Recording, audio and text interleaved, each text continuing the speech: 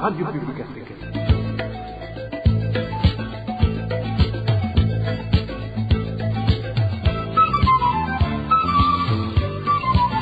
Radio Publique Africaine.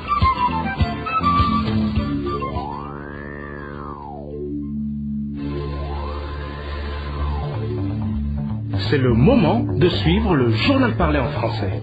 À la présentation, Émile Nivasumba. Bonsoir et bienvenue dans le journal du 5 mars 2023. À la même date, il y a 22 ans, la radio publique africaine a commencé à émettre au Burundi. Ses auditeurs vont s'exprimer tout à l'heure. Certaines autorités burundaises planifient de se rendre en Ouganda pour essayer de convaincre les réfugiés de se rapatrier. Les réfugiés burundais ont sorti une déclaration de contestation. Le représentant va s'exprimer également au cours du journal. Au cours de cette édition, nous allons également vous parler de la rencontre des politiques burundais et tanzaniens à Zanzibar. Voilà pour le sommaire. Le développement des titres, c'est tout de suite. Je vous le disais tantôt, la radio publique africaine célèbre aujourd'hui ses 22 ans d'existence. Toutefois, ces 7 dernières années, la Voix des Sans-Voix diffuse ses programmes à partir de l'étranger après que ces bâtiments ont été détruits à l'arme lourde par les militaires et policiers du pays. Depuis le début de la crise au Burundi en 2015, plusieurs journalistes ont également fui le pays et travaillent dans des conditions qui ne sont pas faciles. En ce jour si particulier, la RPA a accordé la parole à certains de ses auditeurs pour l'évaluer. On se réjouit vraiment de ces 22 ans que la RPA vient de passer au service de la population. C'est un travail louable qui nous va droit au cœur. Il nous informe sur tout ce qui se passe au pays, que ce soit les choses positives ou négatives, surtout les choses que les autorités veulent nous cacher. Si on est régulièrement au courant de tout ce qui se trame, c'est grâce à la RPA. On leur souhaite bonne continuation. Et si le gouvernement pouvait faire en sorte qu'ils reviennent au pays et poursuivre leur noble mission, ce serait une très bonne chose, car ça nous éviterait de nous contenter des radios à la solde du pouvoir.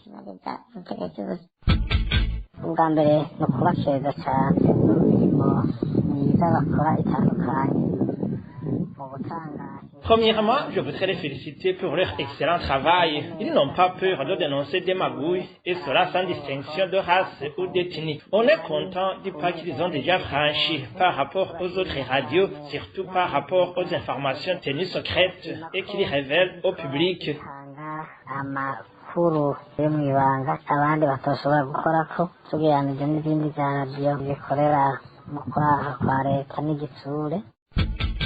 iyi radiyo yo irabivuga neza ibitagenze neza n'ibigenze neza bigasongora hanyuma birafasha twebwe bene gihugu kuko akenshi bariko barakora baca bagerageza kubyisunga.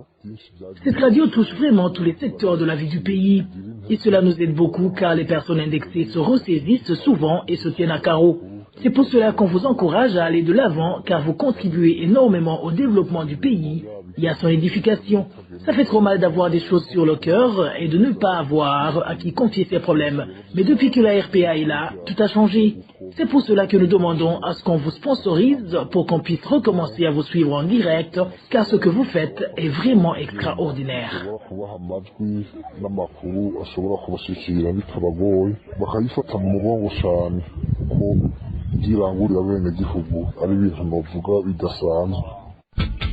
La RPA a beaucoup contribué pour sauver des vies humaines. Elle a été et reste la voix des opprimés, des gens séquestrés, assassinés, portés disparus, etc. Elle est vraiment la voix des sans-voix. Souvent la RPA a lancé des alertes sur les enlèvements et une fois au courant, les autorités habilitées se sont penchées sur la question. Il est vrai que des fois, les personnes victimes d'enlèvements se retrouvent par après écrouées dans diverses prisons alors qu'elles ont été arrêtées illégalement. Mais au moins, elles ont la vie sauve juste parce que la RPA a renseigné et alerté à temps. Bref, nous les habitants n'avons pas de mots pour les remercier pour tout ce qu'ils font pour nous. Mais Dieu les rendra et saura récompenser leur travail.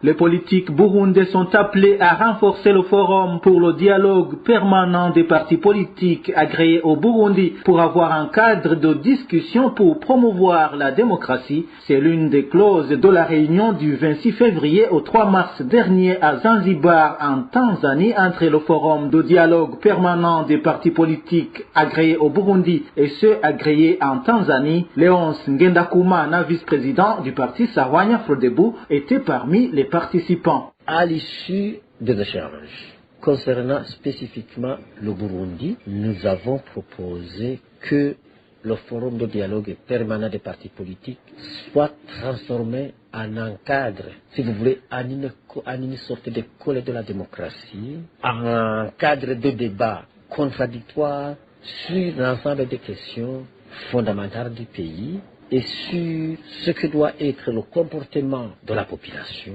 des partis politiques, de la société civile, des médias, des institutions, régulières des institutions, des élus du président de la République au chef de colline, dans le contexte démocratique qui doit être le comportement de chaque catégorie sociale. C'était vraiment quelque chose d'intéressant et il y a eu des engagements de s'entraider entre le bloc des partis tanzaniens et le bloc des partis burundais. Selon Léonce Ngendakumana, il a été également recommandé aux politiques burundais de faire l'accord d'Arusha en guide tout en essayant de l'actualiser. On s'est convenu aussi que compte tenu de l'origine, de l'importance de l'accord d'Arusha, de l'acceptation de l'accord d'Arusha par les Burundais, par l'East African Community, l'Union européenne, l'Union africaine, l'ONU, l'Union européenne, il était question de nous référer à l'accord d'Arusha pour continuer à gérer les problèmes qui se posent dans notre pays, dans la mesure où, si on se réfère à cet accord d'Arusha, nous aurons des appuis multiformes pour continuer à expérimenter cet accord et finalement faire du Burundi une nation digne, une nation unie, une nation réconciliée, une nation prospère. Ça, c'était vraiment quelque chose d'assez important et impressionnant même. Alors, nous avons suggéré, côté burundais, nous avons suggéré que compte tenu ou pour respecter, faire respecter, honorer la mémoire de leurs excellences, Mwalimu Kambarage Julius Nyerere et Madiba Nelson Mandela, qui ont tout fait pour aboutir à cet accord, que les pays comme la Tanzanie, la République sud-africaine, doivent tout mettre en œuvre afin que cet accord soit sauvegardé, afin que cet accord soit évalué et adapté au contexte actuel. De même, nous avons suggéré que l'Union africaine et les Nations unies, qui non seulement nous ont aidés à négocier cet accord, mais aussi qui sont des garants de cet accord, mais au-delà, qui sont des dépositaires, conservateurs de cet accord, doivent s'engager résolument, parce que l'accord les engage également, doivent s'engager résolument pour le respect et l'application de cet accord.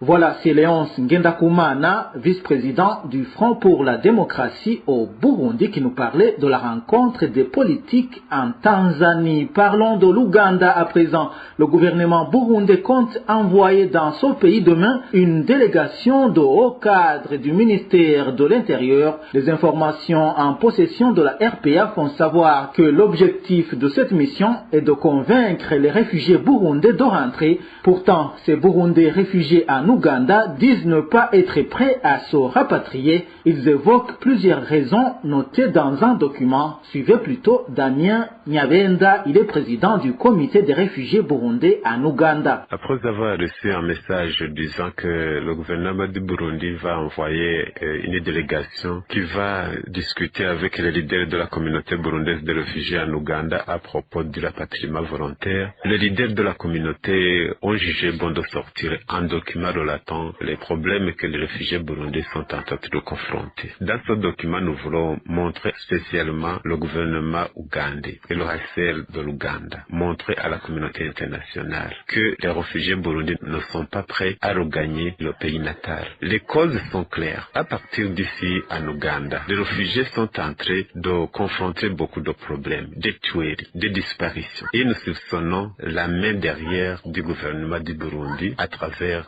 son ambassade ici en Ouganda. Nous avons mentionné les cas de tueries, d'enlèvement, de disparitions opérées au Burundi. Des initiatives ont été enregistrées par les réfugiés burundais en Ouganda. Récemment, ils sont rentrés au Burundi, mais pour le moment, nous arrêtons plus de 300 personnes, plus de 300 Burundais qui sont revenus encore une fois en Ouganda pour demander asile. Tout cela montre qu'il n'y a pas de paix au Burundi, il n'y a pas de sécurité, parce que même ces autorités qui nous mobilisent pour regagner le Burundi, pour se rapatrier, ils ont envoyé eux-mêmes les enfants en Europe, en Amérique.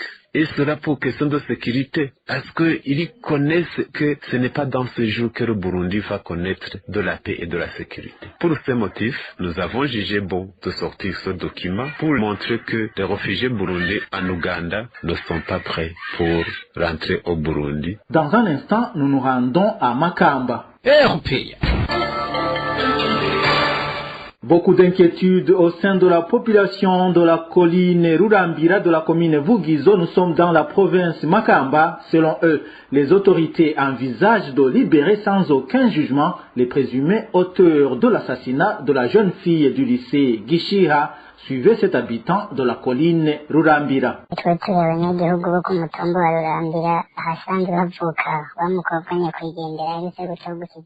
Nous sommes les habitants de la colline Rurambira, dans la localité où est née la jeune fille du lycée Gishiha, retrouvée morte très récemment. Nous avons beaucoup d'inquiétudes sur les enquêtes en cours par rapport à ce crime. Nos inquiétudes se basent en premier état aux présumés auteurs qui ont été arrêtés et qui risquent d'être libérés sans même comparaître devant la justice. Il s'agit d'un certain Chongera, Pascal et le nommé Eric, connu sur le sobriquet de Kazung, enseignant au lycée Gishiha, qui à travers leurs messages téléphoniques, des enquêtes, ont découvert qu'ils étaient en contact avec le défunt en échangeant différents messages par le même nommé Chongera et so Eric. Ces derniers, comme certains membres de leur famille, occupent des postes importants dans le régime au pouvoir. Ils ont été obligés de chercher des boucs émissaires de ce crime, c'est-à-dire qu'ils ont été obligés d'accuser d'autres personnes qui étaient en contact avec le défunt, même si ces personnes seraient innocentes, afin qu'ils soient libérés et que les autres soient emprisonnés à leur place.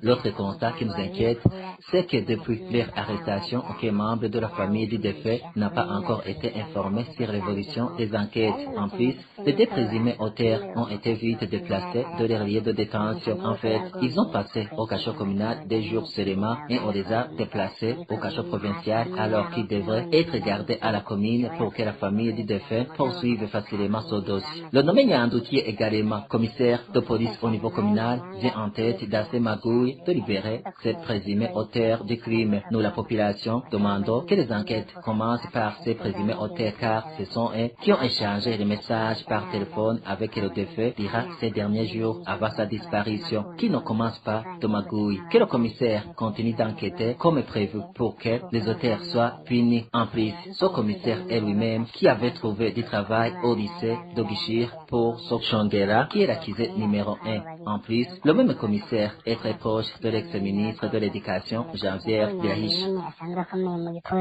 nawe yasabiye ako kazi Butongera Pascal kandi akaba ari uwo Nyanduka akaba asanzwe yegeranye n'uwahoze ari n'umushikiranganji w'indero Janvier Ndirahisha. Lorsqu'un fonctionnaire de l'État est envoyé par le gouvernement dans une mission temporaire, il doit poursuivre son travail à son retour et doit être payé. C'est ce que déclare Eulali Niwizi en réaction aux grognes de certains employés qui n'ont pas regagné leur place depuis toute une année. Pour les fonctionnaires qui avaient suspendu leur service pour des raisons diverses reconnues au niveau du statut général des fonctionnaires, c'est-à-dire les fonctionnaires qui étaient retenus pour des fonctions d'intérêt public et les fonctions électives, telles que les nominations à des postes où ils sont nommés par décret, par exemple les fonctions au niveau de la diplomatie, s'ils sont nommés à d'autres hautes fonctions en dehors du ministère du tutelle, s'ils sont par exemple reçus en transfert, non pas par leur demande, par le service public, quand ils veulent réintégrer, c'est-à-dire qu'à la période de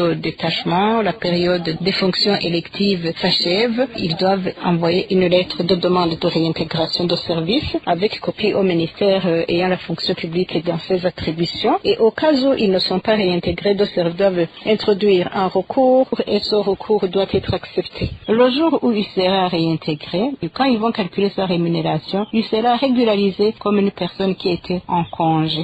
Selon Eulalie Niwizi, même ceux qui ont interrompu leur travail pour des raisons ne dépendant pas de leur volonté, comme des détentions illégales, doivent être rétablis à leur retour. Eulalie Niwizi leur demande de saisir la justice. Au cas où ces fonctionnaires ne sont pas réintégrés, ça veut dire que c'est le gouvernement qui a tort, c'est le ministère de tutelle qui a tort, doit introduire un recours auprès de la cour administrative. Et cette réintégration de service concerne également les personnes qui sont en disponibilité pour des raisons diverses, mais aussi les personnes qui sont libérées, qui terminent leur peine, qui sont acquittées, ont le droit de réintégrer leur service. Et quand ils demandent la réintégration, la réponse doit être donnée. Normalement, une lettre devrait pas passer plus d'une semaine, plus de 8 jours sans être répondu. Ils doivent continuer à s'adresser à l'administration et en cas d'échec, un échec même qui n'est pas signifié, ils doivent porter recours, ils doivent rappeler. Voilà, c'est Eulalie Niwizi, défenseur des droits de l'homme, qui suit de près le système éducatif burundais. Direction Gitega à présent. Depuis plus d'une semaine, le guichet unique de la capitale politique ne délivre pas de documents de voyage et particulièrement les laissez-passer. Cette situation cause de grosses pertes aux demandeurs qui sont parfois obligés de retarder leur voyage. Eric Nyonzima nous en dit plus. Des informations provenant du guichet unique de Gitega font savoir que la cause majeure de la suspension de livraison des documents de voyage est qu'il y a un peu plus d'un mois que le scanner de ce service ne fonctionne plus sans être réparé pour OTA. C'est aussi le rupture de stock des carnets de passeport et carnets de laissez-passer. Certains gens qui n'ont pas eu ces documents disent que leurs voyages ont dû être retardés, tandis que d'autres ont été annulés purement et simplement faute de documents de voyage. Cela est à certaines personnes précises qu'ils ont opté pour chercher ces documents à Bujumbura et dans d'autres villes qui les délivrent comme Ngozi, Mwaro et ailleurs. Ils regrettent néanmoins les dépenses que cela exige pour le ticket et les frais d'hôtel. Ils demandent aux personnes concernées par le service de guichet unique de se ressaisir pour faire vite, réparer l'appareil en panne et rendre disponibles les carnets de passeport et de laissez-passer. Parlons économie à présent. Le Burundi ne peut pas compter relever son économie tant qu'il ne connaît pas de paix durable. C'est du moins ce que laisse entendre l'organisation Partners for Peace and Prosperity dans son rapport sur l'économie burundaise 2023. La restauration d'une paix durable et la cohésion sociale font partie des recommandations de cette organisation. Écoutez plutôt André Nikwigize, il est directeur exécutif de cette organisation.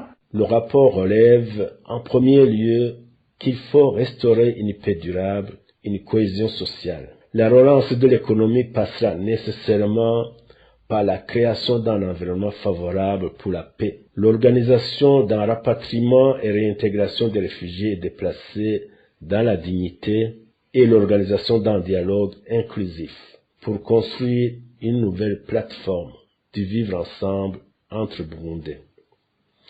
Pour André Nikwigize, le Burundi a besoin de redorer son image qui a été détériorée par des années de violation des droits humains et de corruption. Je vous propose de suivre encore une fois André Nikwigize, directeur exécutif de Partners for Peace and Prosperity. Au niveau régional, le Burundi pourra mettre à contribution les instruments de coopération régionale, que ce soit au sein de la communauté de l'Afrique de l'Est ou dans le cadre de la zone de libre-échange continentale africaine de l'Union africaine. Et au niveau international, il s'agira de redorer l'image du Burundi auprès de la communauté internationale, une image qui s'est détériorée depuis plus de 10 ans par les violations des droits de l'homme, la mauvaise gestion des ressources publiques, et la corruption. Le gouvernement devrait également créer les conditions propices pour l'investissement direct étranger, de même qu'il devra mobiliser sa diaspora pour un appui au développement. Pour clore cette édition, parlons des conséquences qui sont nombreuses si l'exploitation anarchique de sable et de moellons continue à se faire dans la rivière Kanyosha, selon le président de l'association Les Amis de la Nature. Mamer Sabushimike explique que la biodiversité est menacée par ces activités. Suivez Mamer Sabushimike, il est président de l'association Les Amis de la Nature. L'exploitation anarchique des moellons et du sable dans la rivière Kanyosha a de véritables conséquences sur l'environnement et sur la population avoisinante cette rivière. Et cela s'est déjà manifesté parce que il y a 2 maisons qui ont été déjà démolies par les conséquences de ces exploitations anarchiques au bord de cette rivière Kanyosha. Une autre conséquence néfaste est que la biodiversité de cette rivière est détruite. Et l'exploitation aussi de cette rivière a des conséquences sur la pollution des eaux de la rivière Kanyosha. Une fois que la population boit cette rivière déjà polluée, on peut avoir des maladies pour cette population, des maladies diarrhéiques, des maladies qui sont causées par cette pollution. Ensuite, on pourra avoir des accidents. Si quelqu'un traverse la rivière Kanyosha pendant la nuit ou pendant la journée même, il peut tomber dans ces fossés-là causés par ces exploitants anarchiques. Il y a même un enfant qui a été déjà blessé. Mamer Sabushimike appelle la population et les autorités administratives et policières au respect de la loi. Ce phénomène d'exploiter anarchiquement ces moellons et ces sables dans la rivière Kanyosha, alors qu'il y a l'administration de Kanyosha, notamment le chef de quartier, notamment l'administration tout entière à Kanyosha, la police qui est là, qui devrait interdire directement ces exploitants anarchiques, il y a une science absolue que nous ne pouvons pas comprendre. Il y a aussi le maire de la ville qui est là, qui garde un silence similaire, le ministre de l'Environnement, qui garde un silence similaire, et même le président de la République qui est informé chaque jour de tout ce qui se passe dans le pays, lui aussi il garde un silence absolu. Cela nous échappe beaucoup. C'est incompréhensible que ces exploitants violent le code de l'eau, violent la loi qui protège cette rivière, la loi qui stipule que aucune activité n'est autorisée à partir de la rivière jusqu'à 50 mètres pour les rivières de la ville, comme Kanyosha, comme Ntahangwa, comme d'autres rivières. Et cela se passe aux yeux et aussi de tout le monde, de toute l'administration, de toute la police. Ça dépasse notre entendement. Nous demandons formellement à l'administration et à la police d'arrêter sans délai toutes ces activités qui détruisent cette biodiversité, qui polluent les eaux de la rivière Kanyosha et qui peut causer les accidents, qui peut démolir ces maisons-là. Nous pensons que notre appel sera entendu par les autorités et par la police. Voilà, c'est Mamer Sabushimike, président de l'association Les Amis de la Nature. Et voilà, c'est par ici que nous mettons un point final au journal du 5 mars 2023. Merci à vous tous qui nous avez suivis à la présentation. C'était Émile Nibasumba. Je vous souhaite de passer une agréable soirée et joyeux anniversaire à la RPA. Au revoir.